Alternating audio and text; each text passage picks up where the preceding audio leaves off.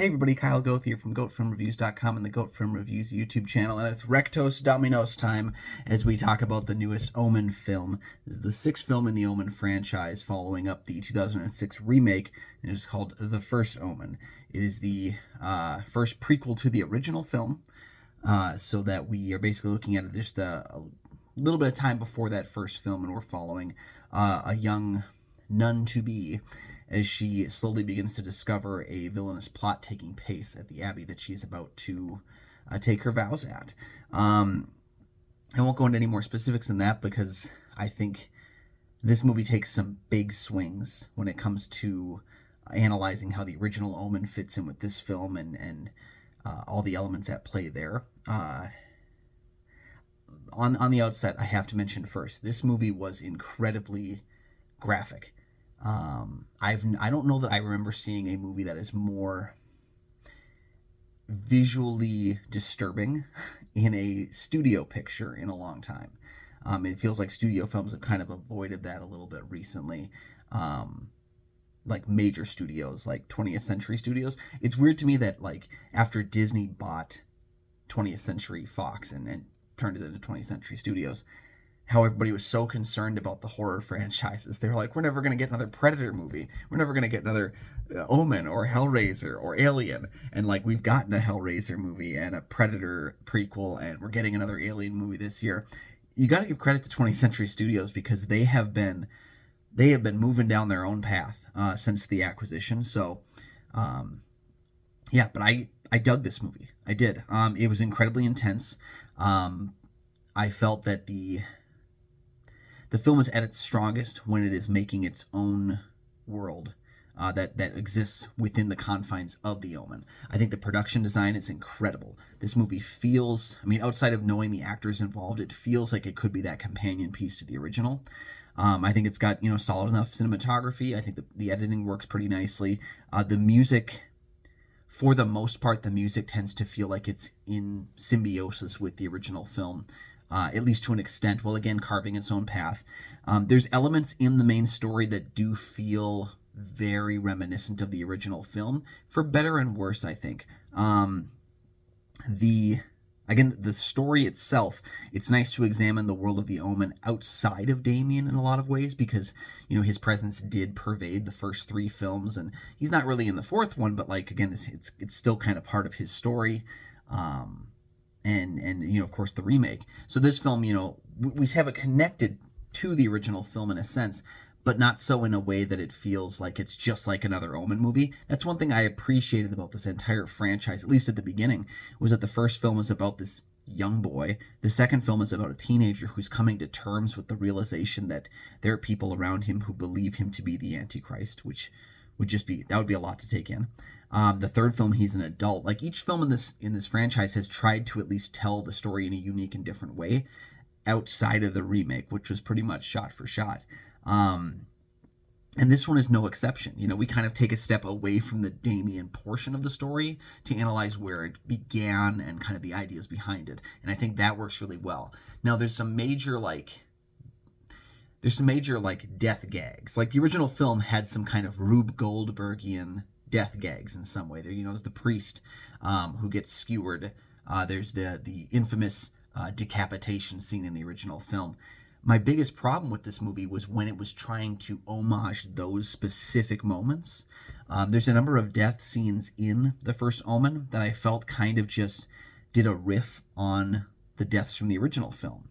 We have a lot of the similar kind of aspects of that. And I felt like it would have been stronger had they kind of forged their own path, because the Rube Goldberg style of the original Omen film, like when we compare that to something like Final Destination, which is over the top way more in terms of its random happenstance deaths, but each film doesn't feel like it's trying to homage a previous film. They all kind of feel like we're going to try and find some new way to dispatch people. And this film kind of seems like it carries a lot of connection to the original in places it doesn't need to.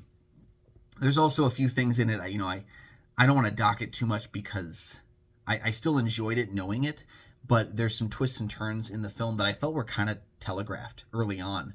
And maybe, that's not the thing is, it was enjoyable even though I kind of felt that where it was going before it was going there. So I don't want to give it too much docking for that. I just didn't feel like they fully executed these reveals to be shocking in as much of a way as I think they expected to.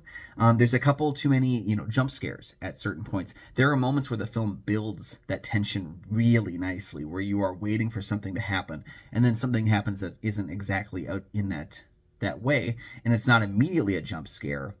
But then there's also times when they kind of do the jump scare thing as well. There's a great scene early on in the film where she hangs up her coat, and it's very obvious we're going to have something happen with the coat. And even when we do, it's not exactly a jump scare as much as it's finally like oh, okay, we got exactly what we expected to happen there, but it still shocked me. But then there's other moments there's a lot of moments where someone grabs someone by the shoulder and it's like bang, and then they kind of turn around and they see somebody and it scares them. And those jump scares didn't work as well because I think the big thing about the original film is it was more about the shock and horror of the ideas at play, that I would have liked to have seen exercise a little bit more. Now, all that stuff being said, I still like the movie. I still thought it was a very graphic and very intense film that, for the most part, I thought worked pretty well.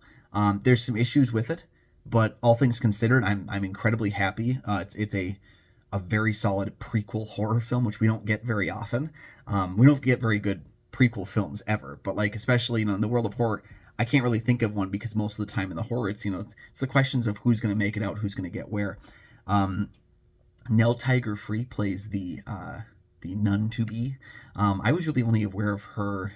She played Cersei Lannister's daughter in Game of Thrones.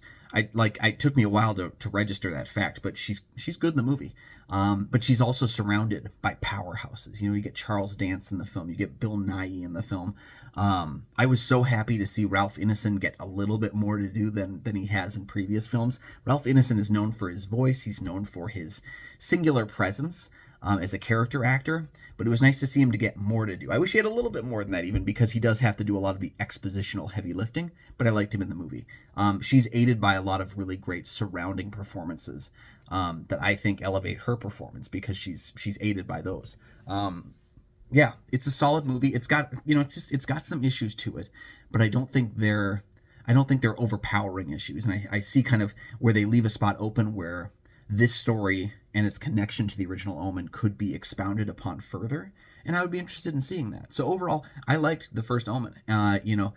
In a year that I felt kind of had a slow start to horror, I feel like we're starting to pick up some steam there. I quite enjoyed the film, and I'd be curious to rewatch it and actually watch it again within the context of the other Omen films, because we watch the original one pretty frequently, but I'd like to see if it has any connections to some of the sequels, especially like 2 and 3, because they always felt to me like a pretty tight little horror trilogy. And I'd like to see if there's any more references. There's ideas behind like the why of the Antichrist in this film that feel reminiscent of elements from Omen 2, and even to an extent Omen 3. So I'd like to review the film within those contextual images. Because it worked for me. It did. So let me know your thoughts on the first Omen. It should be opening any minute now, I feel. And then come on back here and give me your thoughts on the film. Maybe give me your ranking of the 6 Omen films, or at least the 5 in the original series. I'd love to hear your thoughts on the film down below in the comment section. It's some of my favorite stuff to interact with the people who watch these videos and subscribe to this series. And while you're down there, hey, do that subscribe thingy and like the video, because they're 2 free ways that help support the channel immensely, and you never miss new episodes of the show as they drop. You can also find goatfilmreviews.com for my many written reviews. You can find Goat Film Reviews on Facebook. You can follow me at Almighty Goatman on Twitter, Instagram, Letterboxd, and Threads. You can find my show Kyle and Nick on Film that I co-host with Nick Plotchuk and the St. Paul Filmcast. We'll have a full breakdown review of the film coming to that channel pretty quick. That link's down in the description. And you can also find in the description a link to the Minnesota Film Critics Alliance, which has other film critics in the Minnesota area, their reviews on the films, and you can find out what they thought about the first Omen, and then compare it to me, and then decide who you agree with more. Because that's kind of the fun about movies, whether or not we disagree, that we are able to discuss them and have some fun with our love of the craft. So thank you so much for joining me, and we'll see you next time.